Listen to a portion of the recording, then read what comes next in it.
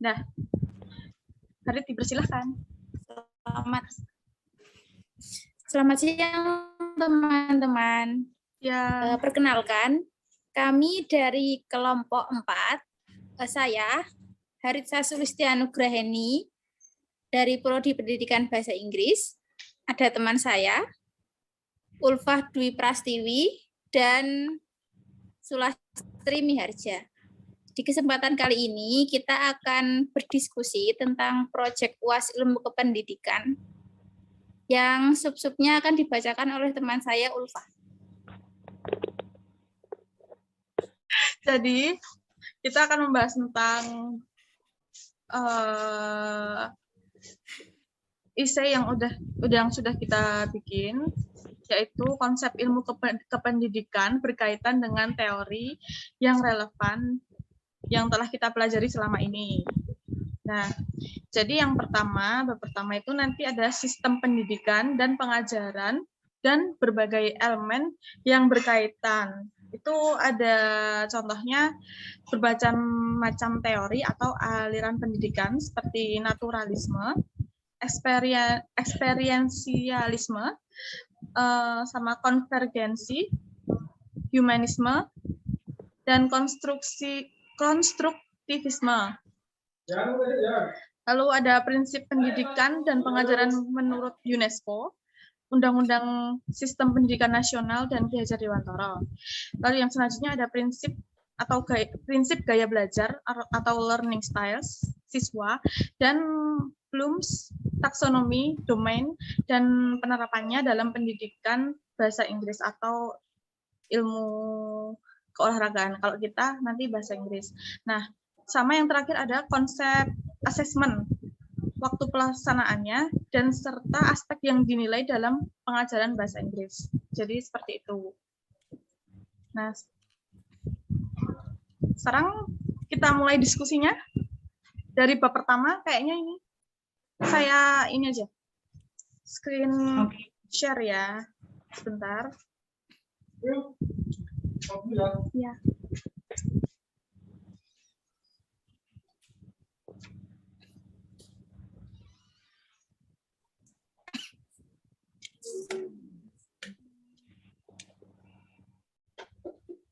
Nah, ini dia.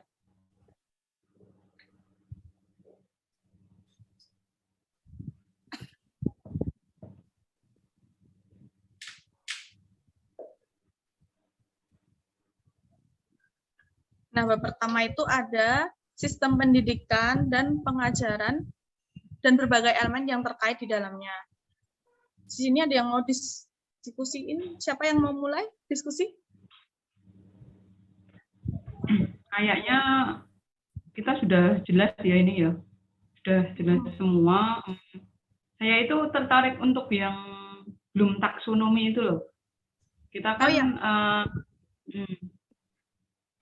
kalau belum taksonomi itu kan kita sudah pernah mendapat pada waktu mungkin language testing ya dalam semester berapa itu ya? 4. Semester 4 ya. Itu ada yang namanya kompetensi C1, C2, C3 dan seterusnya itu ya. Oh iya, sama Pak Binawan. Miss L. Oh, Miss L, iya Miss L. Oh iya benar. Berarti ini kita langsung menuju ke itu teks belum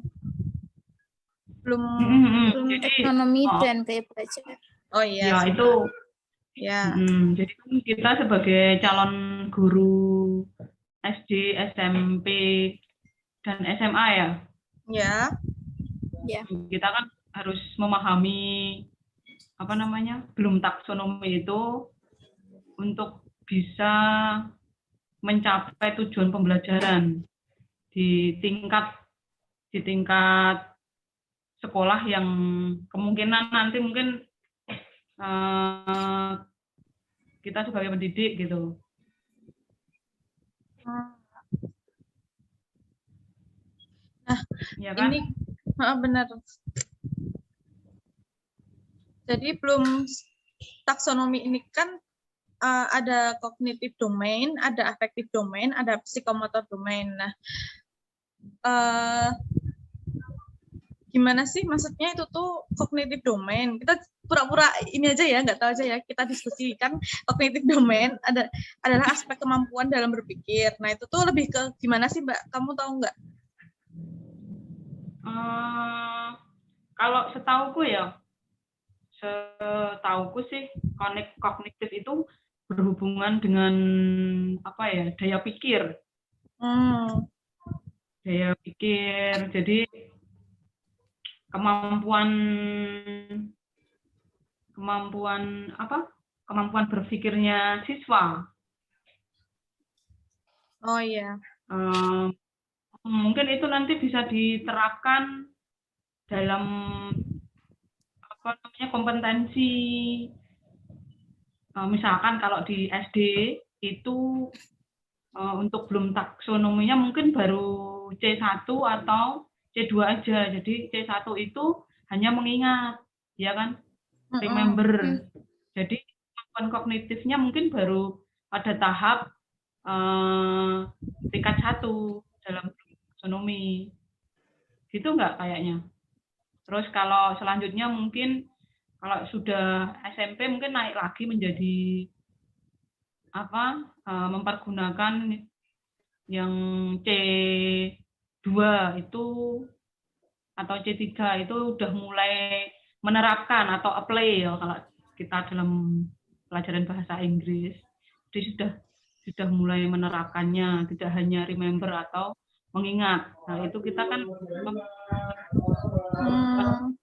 kalau aku sih tentang belum taksonomi itu aku cuma tahu teori-teorinya aja ya. Jadi kayak misalnya cognitive domain itu tuh yang dinilaikan ada C1 sampai C berapa ya? C6. Nah, ada ini kan kayak pengetahuan, pemahaman, aplikasi, analisis, evaluasi, sintesis. Nah, kalau yang afektif itu ada kayak apa ya? P berapa sampai P4 ya? Ada 5. Oh ya 5, sorry. Ada 5. Itu tentang sikap sama tingkah laku. Oh ya, itu lebih ke sikap sama tingkah laku. Terus kalau yang psikomotor domain itu ada P1 sampai 5 juga. 5 juga. Tapi lebih ke dia lebih ke keterampilan sama skill siswanya. Ya. Nah, kayak gitu aku taunya teorinya tentang kurang lebih seperti itu. Bener kan? Bener? Berarti betul sih. Itu untuk, nah menurut kalian masih bisa digunakan untuk saat ini? Oh, bisa masih banget. Soalnya kan itu banyak kontroversial ya, banyak kontroversi. Terus teori-teori yang baru yang mempertanyakan atau mungkin melengkapi yang ya.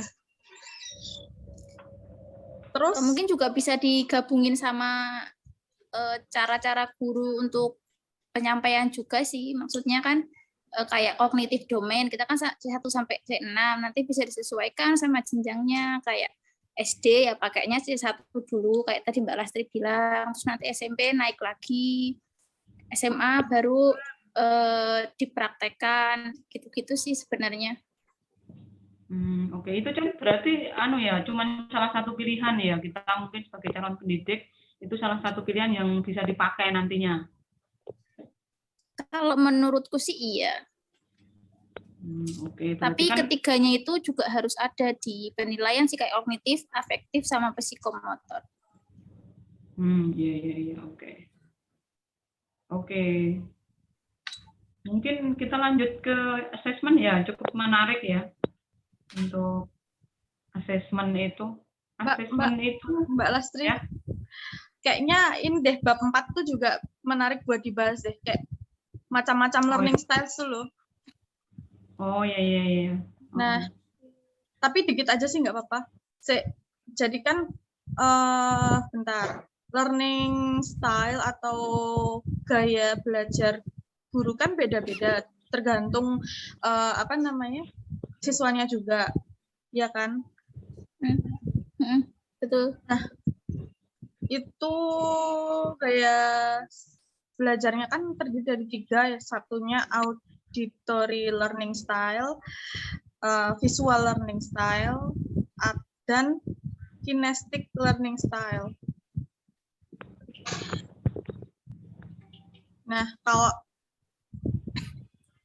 menurut Mbak Lasri, dulu sama Harit itu tuh dulu pernah nggak sih kayak di tes kayak gini, tes apa ya? Maksudnya kalian tuh lebih ke belajar lebih ke suka ke gaya apa gitu loh sama gurunya dulu tuh. Pernah nggak sih? Kayaknya digabung-gabungkan deh. Jadi tidak hanya menerapkan satu learning style, tapi jadi digabungkan. Gantung itu sih mata pelajaran saat itu apa gitu. Oh iya. Misalnya kalau listening dia kan pakai auditory learning style. Tapi pasti kayak kadang tuh anak-anak yang visual apa ini namanya, yang lebih suka lihat visualnya pasti bakal kesusahan ya Kak, kalau misalnya lagi belajar listening gitu-gitu. Kayak gitu nggak sih? Aku belum PPL sih. Nah, menurut aku sih ini apa ya namanya? Opsional banget gitu ya. Opsional, jadi pilihan. Memang kita harus tahu sih karakteristik peserta didiknya kita untuk bisa menentukan gaya belajar atau learning style yang harus kita pilih gitu. Soalnya kan peserta didik kan macam-macam, ya kan? Nah, itu kita memang betul-betul harus tahu karakteristik mereka, terus mungkin juga materi yang mau kita berikan itu apa, baru kita memilih learning style yang sesuai untuk itu mungkin. Jadi biar peserta didik itu nggak bosan. Nah, kalau si Harit itu kan dia ngelesin. Rit, kamu kan ngelesin.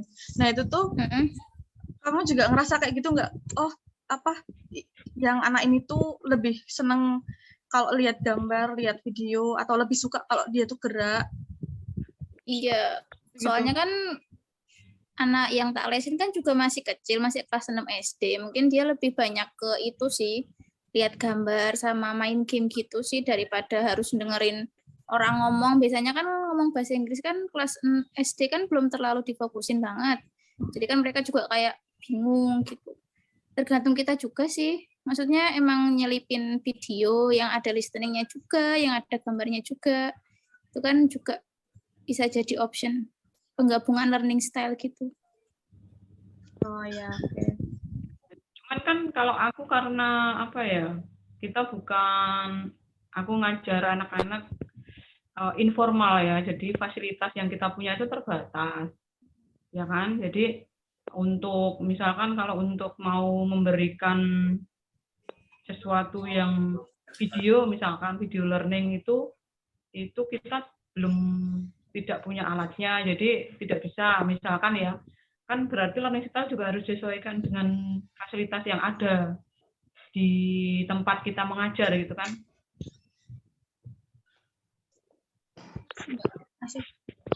Oke.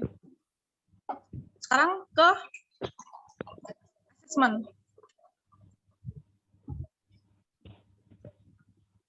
Ada yang mau ngomong tentang assessment?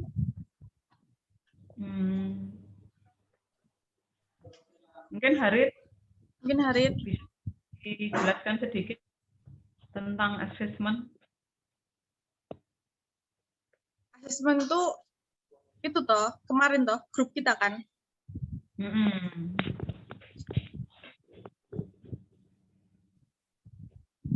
Ya, assessment. Jadi penilaian akhir ya. Iya. Bukan? Iya. Assessment adalah penerapan metode yang berbeda dan menggunakan alat penilaian yang berbeda untuk memperoleh informasi tentang sejauh mana hasil belajar siswa atau kemampuan itu telah tercapai. Nah, aku mau tanya dong, menurut Ulfa sama Mbak Lastri nih, post test sebelum pelajaran dimulai itu penting nggak sih untuk siswa? Penting. Untuk kita sendiri juga. Penting sih, menurut aku. Kenapa? Buat nunjukin kayak kemampuan kita tuh sampai mana. Terus habis itu kan kita tes, pretest. Terus habis itu kita lihat hasilnya, kan itu kayak melihat sejauh mana kita improve-nya kan. Bisa lihat itu loh, ada datanya.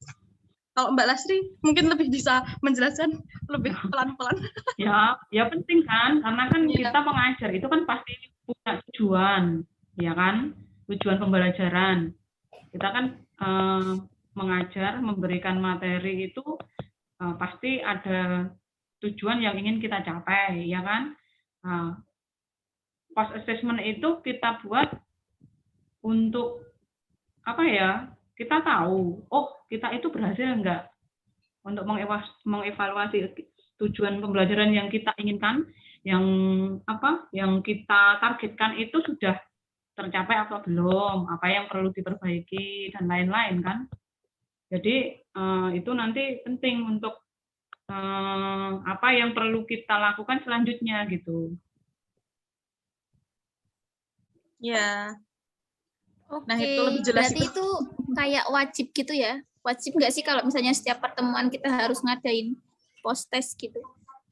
Mungkin menurut aku ya tidak wajib, karena nanti siswa juga akan gimana ya, bosan nggak menurut kalian? Jadi setiap setiap pelajaran terus ada ujian gitu, bosan nggak? Ada tes gitu, atau mungkin tesnya yang ringan-ringan gitu, tidak secara formal mungkin masih bisa sih, tapi kalau formal yang harus dinilai gitu, menurut aku mungkin siswa akan bebannya terlalu banyak sih, jadi terlalu nanti malah boring gitu ya nanti jadinya. Boring. Jadi mungkin tidak harus setiap kali habis memberikan materi langsung ada kita tes gitu, nggak perlu sih menurut aku. Mungkin ada, cuman kayak nggak Jo nulis soal menjawab soal mungkin dengan dengan cara lain, tapi gimana Mbak? Remembering gitu ya yang kayaknya maksudnya informal gitu loh, yang ringan-ringan aja, nggak berat. Iya, paham. Ada lagi pertanyaan? Atau Mbak Lastri mau menambahkan? Mbak Lastri ada yang mau tanyain? Itu jenis-jenis assessment itu kita ada berapa sih? Ada 3 ya? Ada 3. Itu menurut kalian itu yang paling penting yang mana? Atau mungkin semua penting gitu? Semua penting Mbak, dan semua penting harus sih. Ada urut, emang harus urut. Jadi harus urut ya. Satu jalannya itu ada kesinambungan. Ya.